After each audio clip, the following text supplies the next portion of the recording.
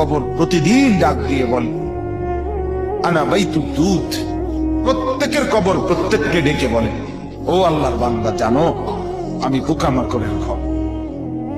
পোকামাকড়, তুমি তো সেই বান্দা যে একটা মশা কানের পাশ দিয়ে উড়ে গেলে তোমার ঘুম বন্ধ হয়ে যায়, চোখ মিলে যায়। একটা মশার গুনগুন আওয়াজ সহ্য করতে পারো না।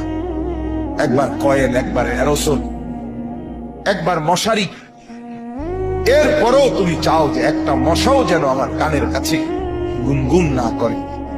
তো 5 ঘন্টার ঘুমের জন্য, 6 ঘন্টার ঘুমের জন্য বান্দা এই যত্ন নিলা, অনন্তকাল কিংবা বছরের পর বছর কবরের যে ঘুম দিবা, পড়ে থাকবা সেই ঘরে, পোকা মাকড়ের ঘর, সেই ঘরে তুমি ঘুমাইবা কেমনে, থাকবা?